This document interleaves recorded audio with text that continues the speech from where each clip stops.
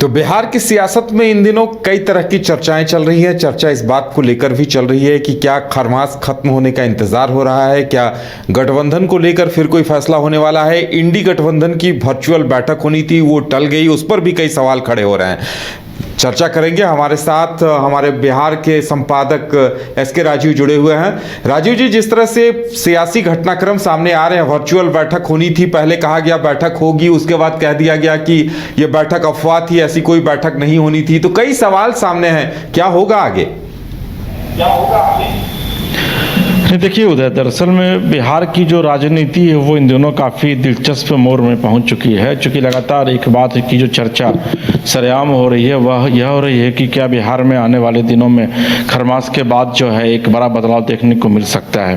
हालांकि इन बदलाव के बीच जो सबसे दिलचस्प खबर कल ही आई, परसों आई कि 3 तारीख को जो है वो इंडिया गठबंधन की बैठक होगी और वो वर्चुअल बैठक होगी जिसमें कि नीतीश कुमार को संयोजक बनाया जाएगा। और कल फिर सुबह में अचानक एक खबर आती है कि नीतीश कुमार और लालू प्रसाद यादव और मल्लिकार्जुन खड़गे की बैठक जो है वो वर्चुअल हो चुकी है। लेकिन उसके तुरंत बाद जैसे एक खबर मीडिया में आती है, फिर जदयू और आरजेडी की तरफ से विधिवत जो है वो एक प्रेस वक्तव्य जारी किया जाता है और यह कहा जाता है कि किसी भी तरीके की कोई वर्चुअल बैठक नहीं हुई है। और आज जो बयान आया है जदयू का वो भी चौंकाने वाला है। जदयू की तरफ से आज यह कहा गया है कि इंडिया गठबंधन जो है वो नीतीश कुमार को पीएम फेस बनाए, उसके बाद जो है फिर कुछ आगे विचार किया जाएगा। ये तो एक पहलू हुआ।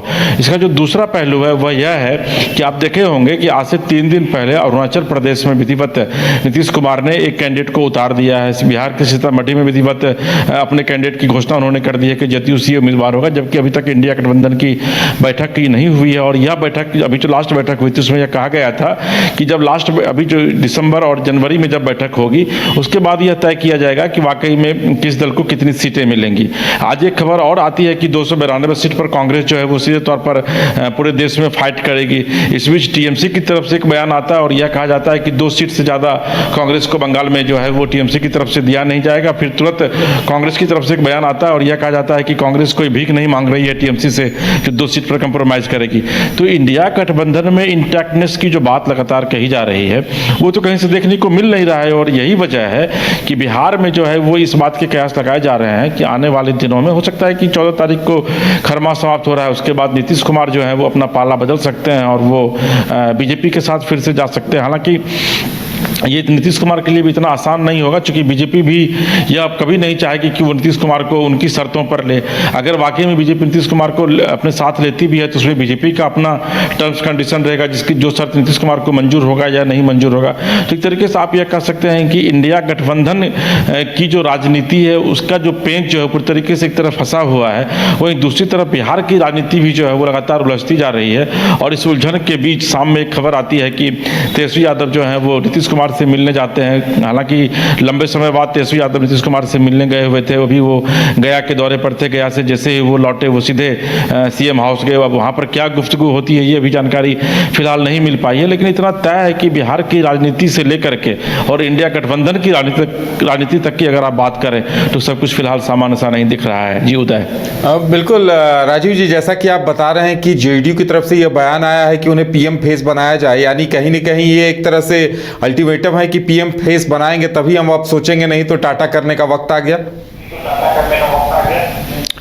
नहीं, देखिए निश्चित तौर पर जैसे मैंने आपको बताया कि नीतीश कुमार के विषय में यह कहा जाता है कि वो बहुत ही मैच्योर्ड पॉलिटिशियन है, वो बहुत सोच समझ करके कोई भी निर्णय लेते हैं। तो नीतीश कुमार को यह फिर एक बार लग रहा है कि 2024 में जिस तरीके से मोदी का जो गुट है वो ये दावा कर रहा है, बीजेपी दावा कर रही है कि अब की बार 400 पार का विधिवत स्लोगन भी दे चुकी है, बीजेपी चुनावी कैंपेन की तैयारी में भी उतर चुकी। तो अब नीतीश कुमार कहीं ना कहीं यह लगने लगा है कि कई ऐसे मुद्दे हैं जिस मुद्दों को लेकर के राष्ट्रीय स्तर पर या राष्ट्रीय फलक पर जो है वो बीजेपी एक बार फिर से 2024 में अपना काफ़ी सीटें ला सकती हैं और अपनी सरकार जो है वो केंद्र में फॉर्म कर सकती है। तो ऐसी स्थिति में अगर वाकई में ऐसा होता है तो निश्चित तौर पर कोई भी जो मैच्योर पॉलिटिशियन होगा वह चाहेगा कि वह केंद्र सरकार के साथ रहे, क्योंकि अगर केंद्र और राज्य दोनों गवर्नमेंट मिल करके काम करती है तो किसी भी राज्य का विकास जो है वो निश्चित तौर पर बहुत ही ज़्यादा होता है। तो नीतीश कुमार के विषय में यह कहा जाता है कि वो चीज़ों को बहुत ज़्यादा समझते हैं, बहुत ज़्यादा भापते हैं। दूसरी जो सबसे महत्वपूर्ण बात बात है वह यह है कि नीतीश कुमार ने इंडिया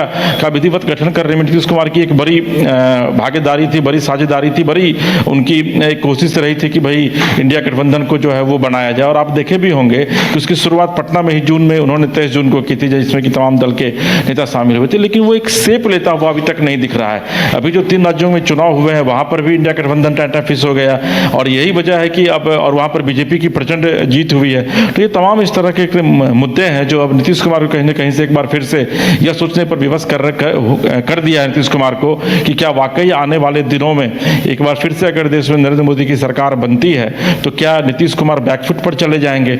दूसरी जो एक महत्वपूर्ण बात है वह यह है कि नीतीश कुमार जो सोच करके उन्होंने इंडिया गठबंधन बनाया था, उनको लगा था कि उनको कम से कम प्रधानमंत्री का उम्मीदवार जो है वो बनाया जाएगा। वो अभी आप देखेंगे कि लास्ट जो मीटिंग हुई है उसमें मल्लिकार्जुन खड़गे का नाम बंगाल की जो सीएम है ममता बनर्जी उन्होंने प्रस्ताव दे दिया था, और उसमें 14 दलों का समर्थन भी मिल गया था। तो ये बातें भी नीतीश कुमार को नागवार गुजरी थी। उसमें लालू प्रसाद यादव ने कोई समर्थन नहीं किया, तेजस्वी यादव ने कोई समर्थन नहीं किया नीतीश को। तो ये तमाम तरीके की बातें जिसको लेकर के नीतीश कुमार जो है वो लगातार चिंतन और मनन के दौर से गुजर रहे हैं, और फिलहाल ये कहा जा रहा है कि खरमास के बाद जो है वो बिहार में एक नया खेला देखने को मिल सकता है। चलिए राजीव जी, हमारे साथ जुड़ने के लिए और तमाम जानकारी देने के लिए आपका बहुत बहुत धन्यवाद। तो अब इंतजार खरमास के खत्म होने का है। कहा यह जा रहा है कि नीतीश कुमार कोई बड़ा फैसला ले सकते हैं। देखने वाली बात यह होगी कि क्या नीतीश कुमार फिर से बदलाव करते हैं, फिर से वो एक बार बीजेपी की तरफ आते हैं। ये तमाम चीज़ अभी देखने बाकी हैं।